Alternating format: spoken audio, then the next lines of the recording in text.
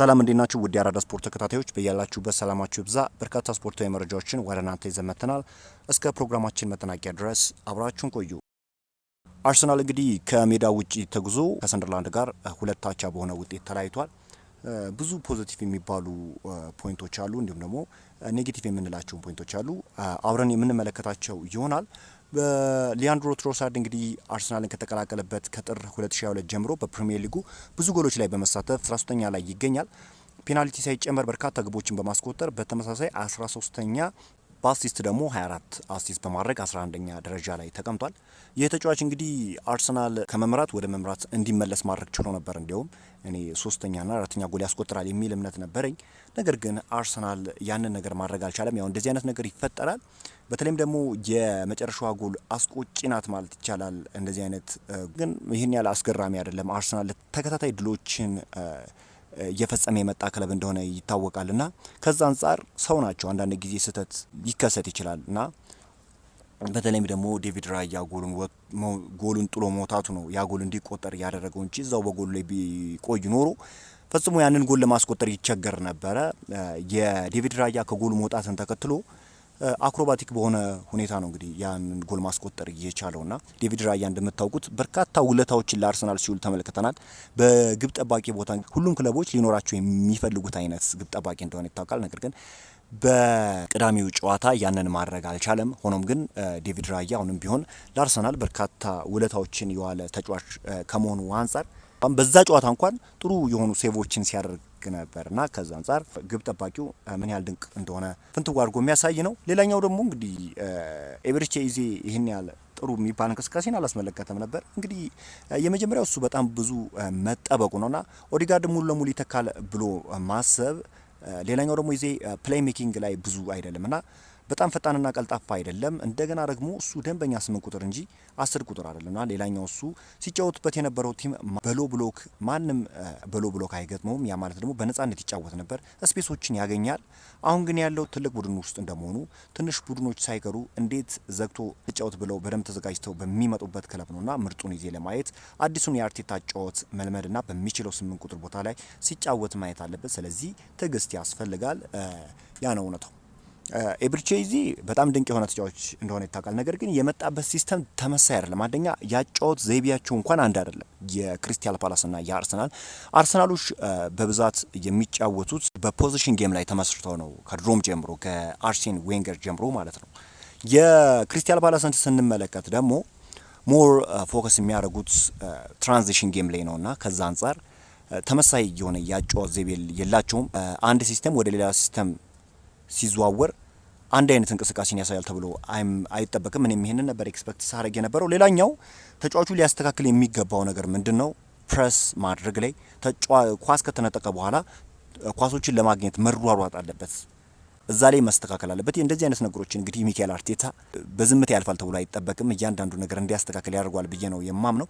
ከዛ ውጭ ግን ተጫዋቹ አሁንም ቢሆን ጥሩ የሚባል ነገርን ያሳያል ተብሎ ይጠበቃል። በሚቀጥሉ ጨዋታዎች አንዳንድ መስተካከል ያለባቸው ነገር ማስተካከል ከቻለ በሚቀጥሉ ሪትሙን ያገኛል ተብሎ ይጠበቃል። እንግዲህ ሌላኛው ደግሞ እንግዲህ ቪክተር ዮክሬሽ ቢጎዳ እንደ ድሮ ቡካዮ ሳካ በሁለትና በሶስት ተጫዋቾች ማርክ መደረግ ጀመረ። እንግዲህ ትሮሳርድም እንደዛው የተቃረነ ቡድን የተከላካይ ክፍልን ቦክስ ድረስ መጥቶ ማጥቃት ጀመሩና አለፍ ሲሉ በተከላካይ ጎል እያስቆጠሩ ነው። ይህ ሁሉ አጋጣሚ አይደለም። የቪክተር ዮክሬሽ ጥቅም አሁንም ሊገባን ይገባል። ሚካኤል ሞሪኖ ያለ ጎል ቪክተር ዮክሬሽ የሚሰጠን ያህል አይሰጥምና በእርግጥ ሞሪኖ ብቻ ሳይሆን ሃላንድም ጨምሮ ያለ ጎል ጨዋታዎችን አሸንፎ የሚወጣ አጥቂ ጥራ ብትባል 3 አይጠራምና አንዳንዴ ያላችሁን ነገር ስታቱት ነው የሚታወቃችሁና ቪክተር ዮክሬሽ ለአርሰናል ይዞት የመጣው ነገር ትልቅ እንደሆነ ፍንትው አድርጎ የሚያሳይ ነው።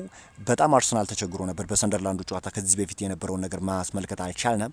ታዲያ አሁን የቪክተር ዮክሬሽ ወደ ሜዳ መመለስ የሚችል ከሆነ አሁንም እንግዲህ በድንቅ ግስጋሴ ላይ ያለውን አርሰናል መመልከት ያስችናናል ተብሎ ይጠበቃል። እንግዲህ ሁሉንም ጨዋታዎች ማሸነፍ አይቻልም። በመሀል እንደዚህ አይነት ውጤቶች ይከሰታሉ እና ይህን ነገር አምኖ መቀበል ግድ ነው። ከዚህ በኋላም ደግሞ የመከሰት እድላቸው ሰፊ ነውና ለዛ መዘጋጀት አለበት። አሁን ወደ ጎን ሁሉንም ነገር ትቶ ዛሬ ሚዲያውም ሆነ የስፖርት ቤተሰቡ ስለ አርሰናል ያወራልና ይህንን ነገር ቦታ መስጠት አያስፈልግም። እንደሚታወቀው ገብርኤል ጄሱስ ለ10 ወራት በጉዳት እንደታጣ ይታወቃል። ከኤቨርተን እስካሁን 17 ጨዋታዎችን በጉዳት አምልጦታል።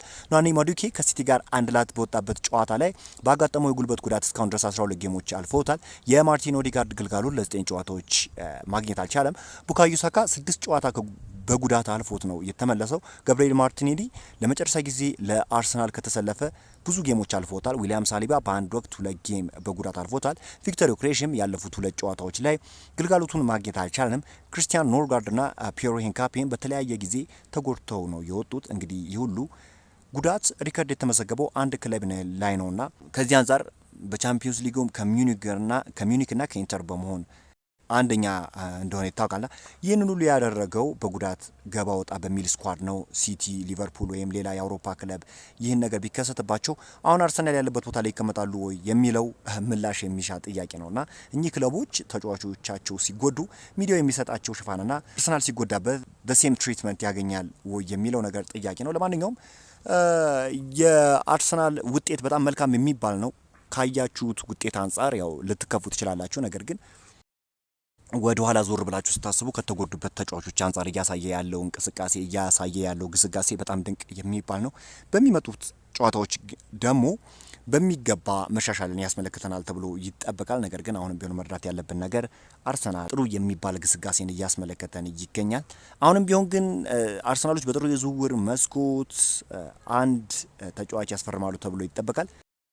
በክንፍ መስመር ቦታ ላይ ያለባቸውን ድክመት ለመቅረፍ ኬናን ይልዲዝን የማስፈረም ፍላጎት እንዳላቸው ይታወቃል። በጁቬንቱስ ቤት በጣም ድንቅ እንቅስቃሴን እያሳየ ይገኛልና ይህንን ተጫዋች ለማስፈረም ወደ ገበያ ይወጣሉ ተብሎ ይጠበቃል። አንድ የክንፍ መስመር ተጫዋች ለማስፈረም በጀት እንዳላቸውም እንዳሳወቁ የሚታወቅ ጉዳይ ነው። ከዛ ውጪ አርሰናል ጥሩ የሚባል ግስጋሴን በሚመጡት ጨዋታዎች ያሳየናል ተብሎ ይጠበቃል። በዛሬው ዕለት እንግዲህ አርሰናል የተመለከቱ ስፖርታዊ መረጃዎችን ይመስላሉ። በአዳዲስ ስፖርታዊ መረጃዎች እስክንገናኝ ድረስ መልካሙ ተመኘው።